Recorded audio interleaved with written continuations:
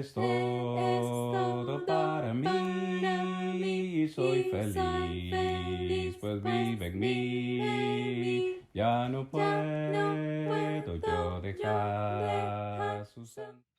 Buenos días. Good morning, everyone. Estamos listos para el mensaje de esta mañana que viene de la palabra del Señor. Como usted lo puede ver, esta meditación viene de Marcos, capítulo 7, versos 35 al 37. Vamos a leerlo con cuidado. Hoy vamos a hablar acerca de algo muy importante, hermanos. Decir o no decir. ¿Han ustedes notado, hermanos y amigos, que cuando usted le dice a un hijo o a un niño que no haga algo, ¿qué es lo que hace? Lo hace. Es más, esto no aplica solamente a los niños. Usted le dice a un adulto, no vuelva a ver para allá. ¿Qué hace inmediatamente? Vuelve a ver hacia allá. O no diga esto, e inmediatamente lo dice. Pareciera ser que es como una motivación, algo que nos impulsa cuando nos dicen, no haga algo, más intención tenemos de hacerlo, ¿sí o no? Es interesante para mí lo que vamos a leer esta mañana en Marcos capítulo 7, versos 35 al 37. Al momento fueron abiertos sus oídos y se desató la ligadura de su lengua y hablaba bien. Y les mandó que no lo dijesen a nadie. Estamos hablando de Jesús. Les mandó que no lo dijesen a nadie, pero cuanto más les mandaba, tanto más y más lo divulgaba. Y en gran manera se maravillaban diciendo, bien lo ha hecho todo. Hace a los sordos oír y a los mudos hablar. Palabra de nuestro Señor. Hoy he tomado como referencia, hermanos, este texto, pero vamos a ver varios versículos el día de hoy, porque aparentemente Jesús en su ministerio hubo varias ocasiones en las cuales le prohibió a la gente hablar acerca de lo que él había hecho en sus vidas. Pero ¿qué hizo la gente? Hizo todo lo contrario. El texto que hemos leído como referencia dice que Jesús les mandó que no dijesen nada. Y entre más Jesús les mandaba eso, con más intención, con más ganas lo hacían. A mí me parece interesante platicar con ustedes esta mañana de esto porque en ese tiempo Jesús les prohibió a esta gente hablar de lo que él había hecho y ellos desobedecieron, hicieron lo contrario. Hoy Jesús más bien nos manda a hablar. Jesús nos manda a que hablemos de lo que él ha hecho en nuestra vida. ¿Y qué es lo que nosotros hacemos? Todo lo contrario. Él ahora nos manda a hablar, pero por alguna razón nos quedamos callados. Así que decir o no decir, hablar o no hablar. ¿Qué es lo que quiere el Señor que nosotros hagamos hoy en día? Esta enseñanza o esta meditación, hermanos, tiene dos partes. La primera parte va a ser la parte, vamos a decir, informativa, y la segunda parte va a ser un poco más motivacional. Es decir, en la primera parte vamos a considerar muy brevemente algunos versículos en los que Jesús prohibió a la gente decir ciertas cosas. Y en la segunda parte, pues vamos a ver qué es lo que quiere el Señor que nosotros hagamos en nuestras vidas. No decir. Vamos a hablar ahora de las instrucciones de Jesús para algunos antes de su muerte. En varias ocasiones, como ya lo mencioné, Jesús, por alguna razón, que vamos a ver luego, le prohibió a la gente a no decir lo que él había hecho. En Marcos, precisamente capítulo 1, versículos 43 al 45, encontramos a nuestro Señor y Salvador teniendo un encuentro con un hombre leproso. El hombre le sale al encuentro y le dice, Señor, si quieres, sáname, si quieres, límpiame. Y en el verso 41 el Señor le dice, quiero, sé limpio. Nota el versículo 42, y así que él hubo hablado, al instante la lepra se fue de aquel y quedó limpio. Verso 43, entonces Jesús, escuche, le encargó rigurosamente y le despidió luego. Y le dijo en el verso 44, mira, no digas nada a nadie. Verse 44. No digas nada a nadie, sino ve, muéstrate al sacerdote y ofrece por tu purificación lo que Moisés mandó para testimonio a ellos. Encontramos la instrucción de Jesús aquí, clara, sencilla, no es difícil de comprender. Yo te he sanado, pero no le digas nada a nadie. ¿Qué hizo ese hombre? Versículo 45, pero él ido, comenzó a publicarlo mucho y a divulgar el hecho, de manera que ya Jesús no podía entrar abiertamente en la ciudad, sino que se quedaba afuera en lugares desiertos y venían a él de todas partes. Este hombre hizo totalmente lo contrario a lo que Jesús le pidió. En Marcos capítulo 3, ahí mismo en Marcos, hermanos, en el capítulo 3, versículos 10 y 11, encontramos otra ocasión donde Jesús había sanado muchos de sus aflicciones y leemos, había sanado a muchos, de manera que por tocarle cuantos tenían plagas caían sobre él. Cuantas plagas, perdón, caían sobre él. Y los espíritus inmundos, al verle, se postraban de él y daban voces diciendo, tú eres el Hijo de Dios. Mas él les reprendía mucho para que no le descubriese. Algunos pueden interpretar aquí que Jesús está mandando a callar a los espíritus inmundos, es decir, a los demonios, o está mandando a callar a estas personas. Sin embargo, la interpretación de cuál de los dos grupos sea es, digo yo, irrelevante para el tema de esta mañana porque el punto es el mismo. Jesús les manda, verso 12, a que no le descubriesen. Estos espíritus inmundos reconocían, se postraban delante del Señor y le decían, tú eres el Hijo de Dios. Vea la declaración. Pero él le dijo, cállense. No digan nada, no lo descubran. Esto parece ser un secreto.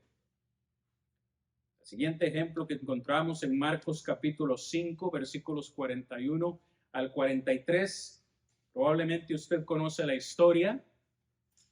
El Señor Jesús se encuentra con este principal de la sinagoga, Jairo, y este hombre Jairo viene con una petición especial. Mi hija está enferma, quiero que vayas a sanarla.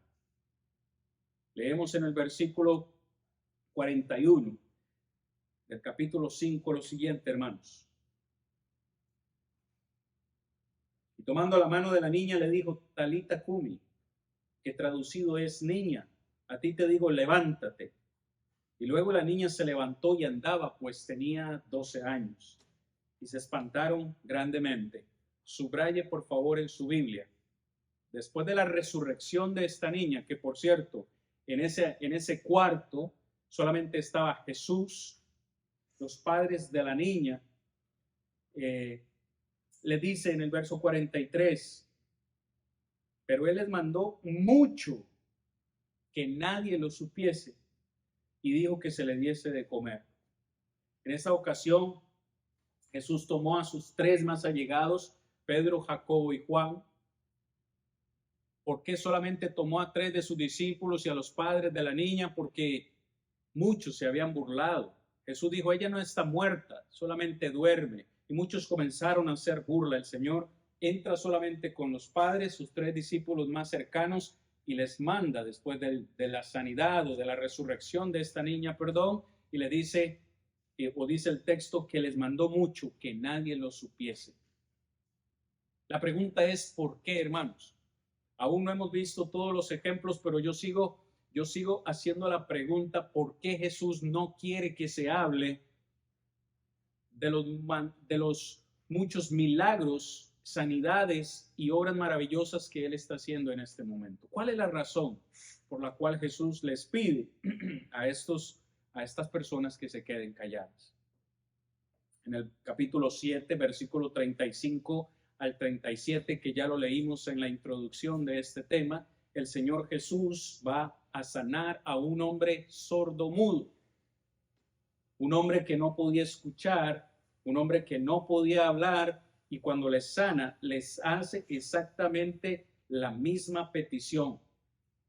Volvemos a leerlo en el verso 36. Les mandó que no dijesen nada a nadie, pero cuanto más les mandaba, tanto más y más lo divulgaban. Una y otra vez, hermanos, encontramos al Señor dando una instrucción, pero a la gente por alguna razón no se podía callar. Necesitaban hablarlo, necesitaban divulgarlo, necesitaban decirlo. Y de nuevo yo encuentro una gran paradoja, porque hoy el Señor ha hecho muchas más grandes maravillas que lo que ha hecho con estas personas, y a nosotros nos invita el Señor a salir al mundo y a hablar de lo que Él ha hecho, pero por alguna razón nosotros hacemos todo lo contrario. Nos callamos.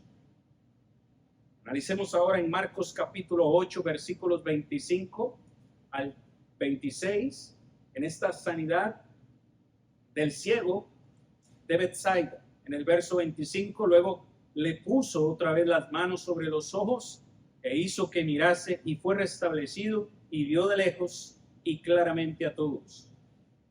Y Jesús lo envió a su casa, diciendo: no entres en la aldea ni lo digas a nadie en la aldea. Saltamos, hermanos, a una ligera variación en Marcos ahora capítulo 5. Vamos a devolver a Marcos capítulo 5 en el versículo 19 y 20. Te va a encontrar una ligera variación, porque Jesús a este hombre no le va a decir que no diga nada, pero también este hombre va a hacer todo lo contrario. En el verso 19 hablamos del endemoniado gadareno. Jesús le ha sanado, este hombre vuelve en sí, y este hombre quería irse con Jesús, le dice: Señor, déjame ir contigo, quiero ser tu siervo, quiero ser tu discípulo. Pero el Señor le dice en el verso 19, no se lo permitió, sino que le dijo: ve a tu casa, ve al mandamiento, por favor, ve a tu casa, a los tuyos, es decir, a los miembros de tu familia que tienen años de no verte, porque ese hombre vivía en los sepulcros. Ve a tu familia, ve a los tuyos y cuéntales cuán grandes cosas el Señor ha hecho contigo y cómo ha tenido misericordia de ti. Ahora, el mandamiento para él no es que se calle, sino que vaya y hable, pero a los miembros de su familia. ¿Qué hizo este hombre? Hizo totalmente algo diferente. Dice el verso 20, se fue y comenzó a publicar en Decápolis. Hermanos, Decápolis, 10. Se dice que esta era una región de 10 ciudades.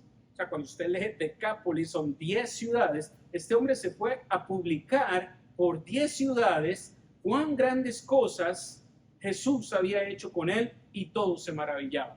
Entonces, aquí vemos una ligera variación, porque igual Jesús da un mandamiento, pero este hombre hace todo lo contrario. Marcos capítulo 8. En Marcos capítulo 8, hermanos, versículos 29 y 30, ahora encontramos a Jesús con sus discípulos, con sus apóstoles. Y encontramos en Marcos capítulo 8, versículos 29 y 30, la confesión de Pedro. ¿Quién dicen los hombres que soy yo? Bueno, algunos dicen que eres Juan, otros dicen que eres Elías o alguno de los profetas. ¿Y ustedes quiénes dicen que soy yo? ¿Quién soy yo?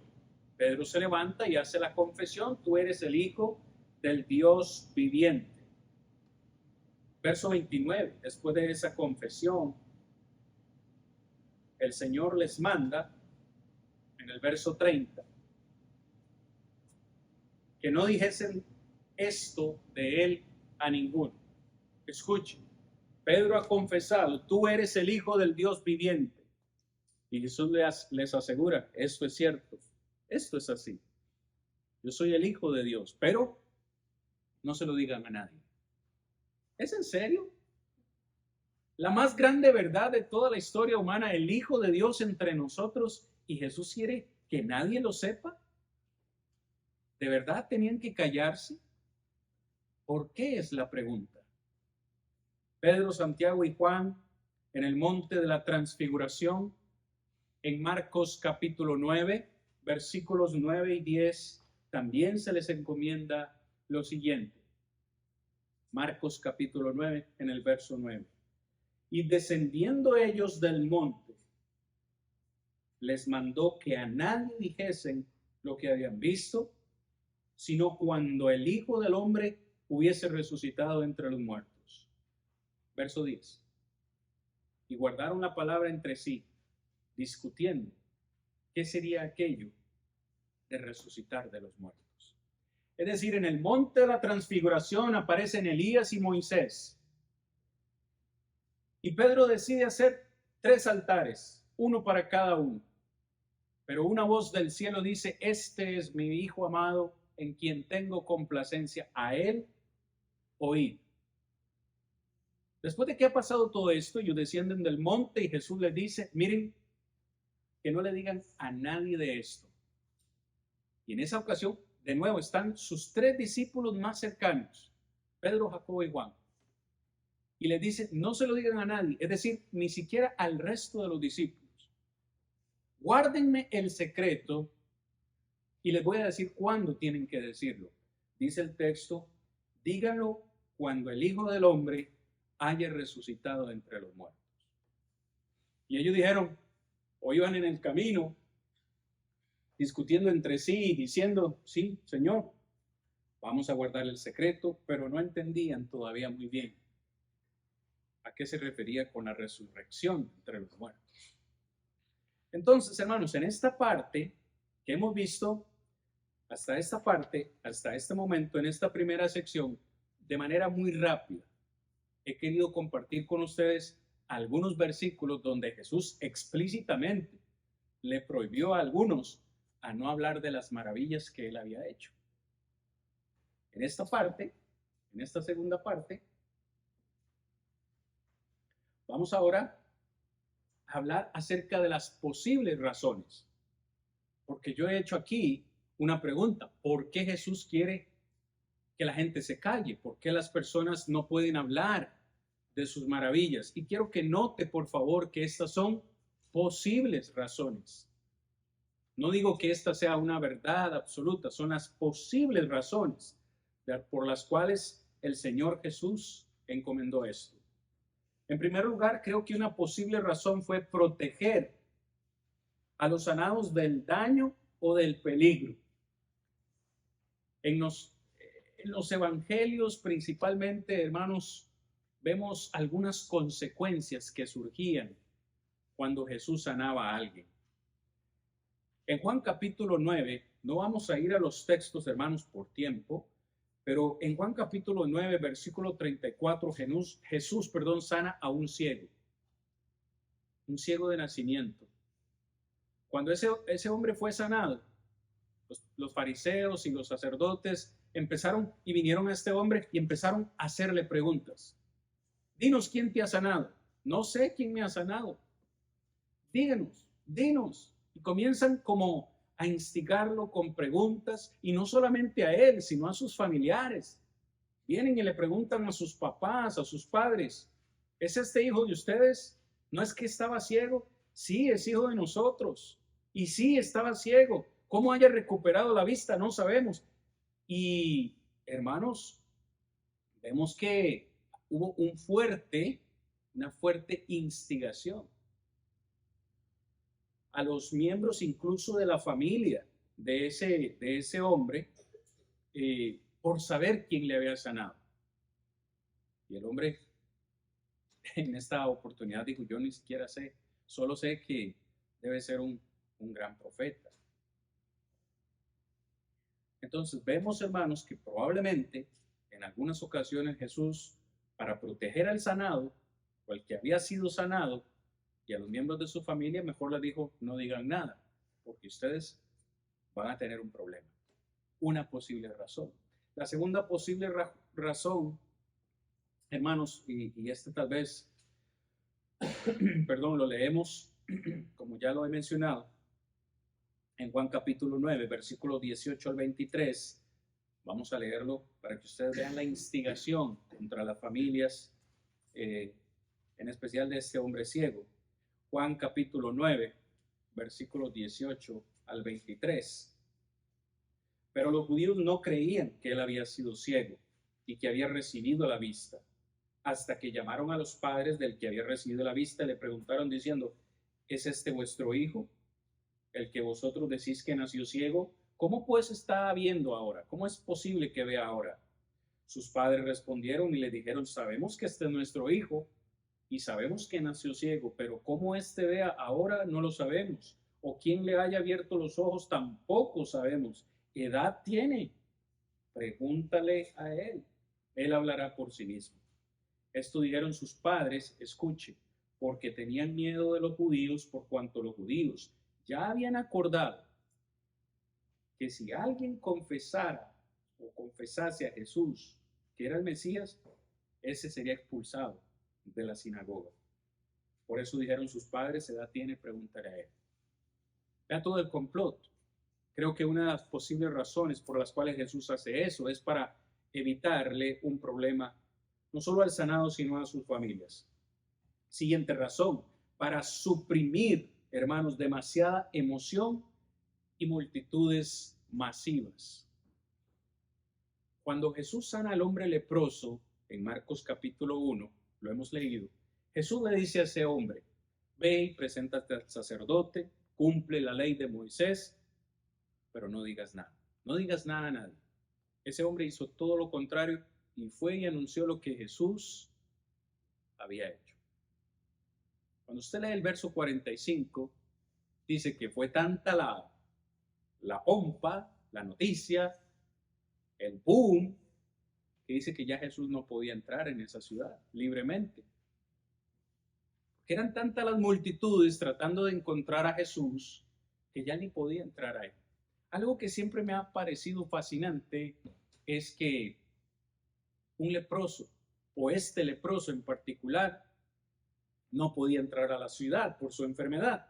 Sin embargo, cuando es sanado, ahora él es libre para entrar en la ciudad, pero Jesús ya no puede entrar a la ciudad.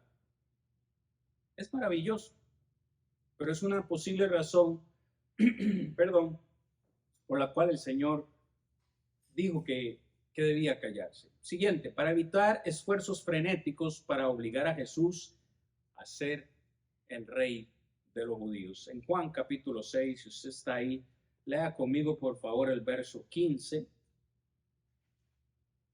Pero entendiendo Jesús que iban a venir a apoderarse de él y hacerle rey, volvió a retirarse al monte él solo. En esta ocasión, hermanos, por contexto, ustedes ven que Jesús ha alimentado a 5,000 hombres. Ahí donde se da la multiplicación de los panes y de los peces. Y la gente quería saber más de Jesús, querían venir a él, querían buscar más de sus milagros, pero note que Jesús entiende que la gente quería venir a él con el único propósito de hacerle rey. Imagínense el problema: que Jesús se hubiese comprado con las autoridades romanas. De por sí sabía que en algún momento iba a enfrentar ese problema, pero no antes de tiempo. Imagínense si esta gente hubiese querido hacerle rey antes de tiempo, no hubiese podido completar su misión. A eso es a lo que me refiero. Así que esta es una posible razón también para retrasar la provocación de las autoridades judías contra él demasiado pronto. En Lucas capítulo 4, si usted ve en Lucas capítulo 4, encontramos esa ocasión donde Jesús inicia su ministerio, ha leído la profecía de Isaías, y cuando termina de leer la profecía, en el versículo 28, dice que al oír estas cosas, todos en la sinagoga se llenaron de ira. ¿Saben por qué se llenaron de ira? Porque después de leer la profecía de Isaías, Jesús les dijo: en verdad os digo que hoy, delante de ustedes, esta profecía se ha cumplido. Y ellos entendían que el cumplimiento de esa profecía solo podía llegar o cumplirse con la llegada del Mesías. Y le empiezan a acusar al Señor de blasfemo. Verso 29 dice, levantándose le echaron fuera de la ciudad y lo llevaron hasta la cumbre del monte sobre el cual estaba edificada la ciudad de ellos para despeñarle. Es decir, lo llevaron hasta lo más alto, querían tirarlo. En otras palabras, querían matar al Señor. Imagínense, por una sola declaración, pronto querían quitarle la vida. Y apenas estaba iniciando su ministerio. Le faltaban 3 años. Así que esa es otra posible razón. Las últimas 2, hermanos, para mantener el enfoque de su mensaje diseñado para crear fe. Es decir, Jesús no buscaba fama, ¿cierto? No buscaba que lo reconocieran como por ser el hombre de los milagros. Jesús estaba más interesado en que escucharan su mensaje y que su mensaje produjera fe en ellos. No que se publicaran por todas las ciudades que un gran hombre con poderes sobrenaturales andaba por ahí. No. Finalmente, la otra posible razón es darle a sus discípulos más tiempo de comprender su deidad, su plan, y poder proclamarlo y defenderlo con eficacia. Hace un momento leíamos en Marcos 9 que ellos todavía no comprendían a qué se refería Jesús con la resurrección de entre los muertos. Todavía no estaban capacitados de comprender eso. De hecho, en Marcos capítulo 16, versículo 15, quiero que lo lea conmigo, por favor. Marcos 16, versículo 15. Ahora sí, al parecer,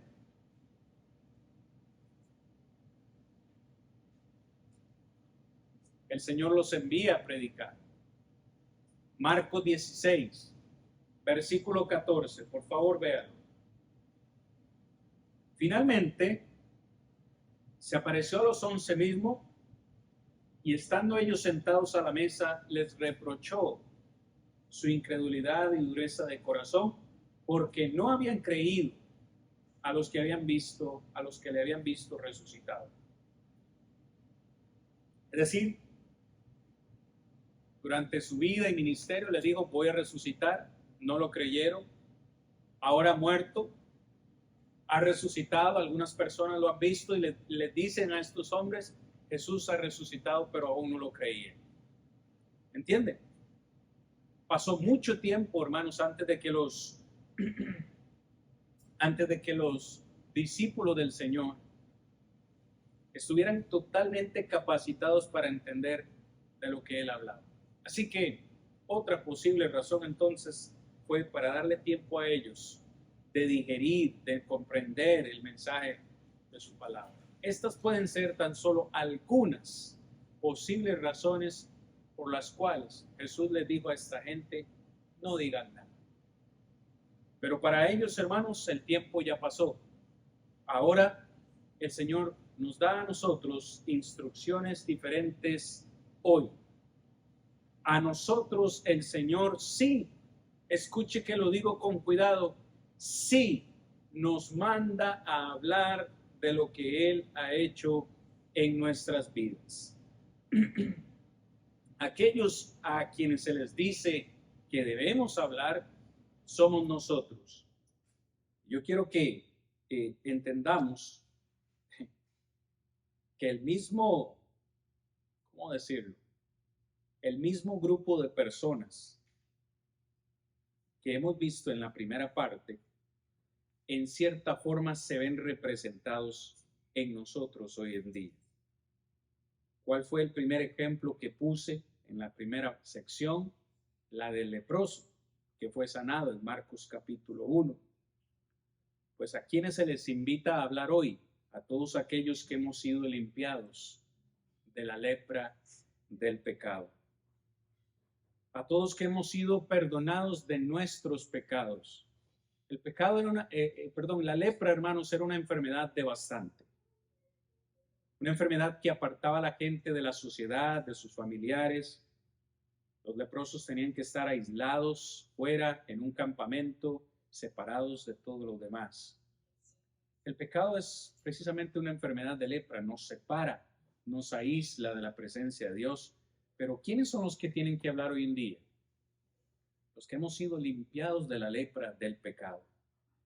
En segundo lugar, aquellos que hemos sido sanados, es decir, perdonados por las llagas que ha producido el pecado en nuestra vida, pero hemos sido sanados por la sangre de Cristo Jesús. Primera de Pedro 2:24 dice que hemos sido sanados o limpiados, libertados, no por oro, no por plata, ni cosas corruptibles, sino con la sangre preciosa, dice Pedro, la sangre preciosa e inocente de nuestro Señor Jesucristo. ¿Quién más tiene que hablar hoy en día? Aquellos que han sido resucitados a la vida, preparados para la vida eterna después de la muerte. ¿Entendemos hoy, hermanos, que hemos sido resucitados? Como dice Efesios capítulo 2, versículo 1 al 4, estábamos muertos en nuestros delitos y pecados, pero Él nos dio vida.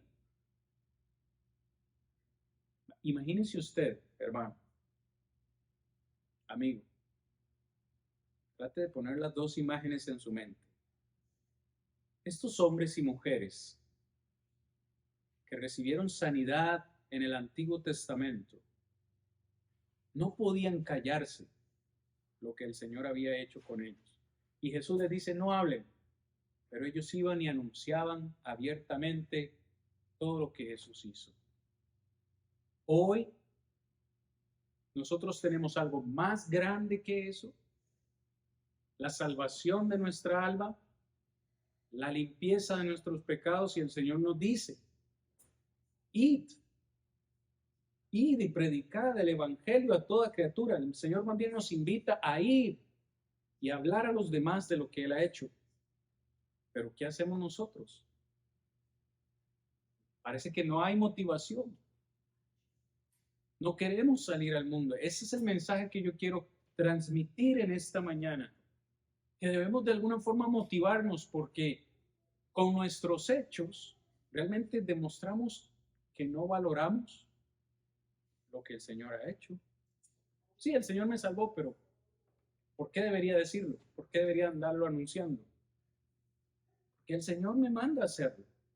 ¿Quién más debería hablar de lo que el Señor ha hecho? Dice, los que han oído claramente la verdad la han obedecido y pueden hablar. Si usted entra en esa categoría, usted debería hablar. Yo le pregunto, ¿usted ya escuchó la verdad? ¿Ya la obedeció? ¿El Señor le ha perdonado? Ahora debe hacer lo mismo, hablar del evangelio. ¿Quién más debería predicar? Aquellos que pueden ver teniendo los ojos espirituales abiertos. Vuelvo al ejemplo del ciego en Juan capítulo 9. Después de que el Señor le limpia o le abre sus ojos físicos y este hombre puede ver, al final tiene un encuentro con Jesús. Y Jesús le pregunta, ¿tú crees en el Hijo de Dios? Y el hombre solamente le pregunta, ¿quién es, Señor? Dime quién es para que pueda creer en él. Y Jesús le dice, es el mismo que está hablando contigo. Y la declaración de ese hombre ciego fue, sí creo. ¿Entiende lo que le quiero decir? Jesús a este hombre no solo le abrió los ojos físicos, sino que le abrió los ojos espirituales. ¿Cuántos de nosotros hemos estado en ceguera física? No sé, espero que no, pero ciegos espiritualmente, la gran mayoría de nosotros hemos estado. Y el Señor nos ha abierto los ojos. Tenemos otra visión, tenemos otra mejor vida. ¿Por qué no salir al mundo y decir, Cristo Jesús me ha salvado? Yo era esto, pero ahora por la gracia del Señor soy esto. ¿Por qué no podemos hacer esto? Es que no tengo preparación, es que yo no me sé versículos, es que yo nunca he ido a una escuela para estudiar de la Biblia.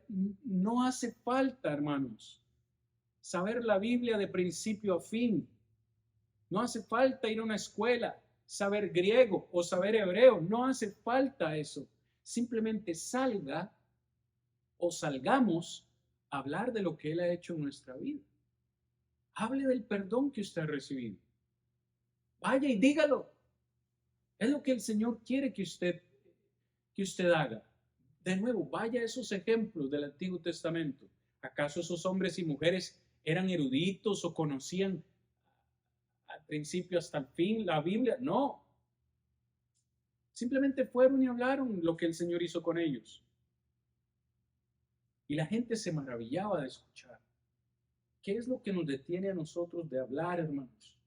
¿Quién más debería hablar? ¿Aquellos libres del control del diablo y del pecado? También deberían hablar aquellos que creen y tienen evidencia de la deidad de Cristo, aquellos que entienden el plan eterno para salvar a la humanidad. Simplemente vaya y hable de lo que el Señor ha hecho con usted. Si esa persona quiere saber más y usted no tiene la información, usted le da el número de teléfono o algo de alguien que conozca más, pero usted ya hizo lo más importante, su parte. No es para el tema de esta lección, hermanos, pero me ha fascinado cuando leo en Lucas capítulo 1 a este hombre, a este sacerdote, esperando un hijo. No lo recibía. No voy a entrar en detalles porque no tengo tiempo, hermanos, pero por su incredulidad, el Señor le enmudeció.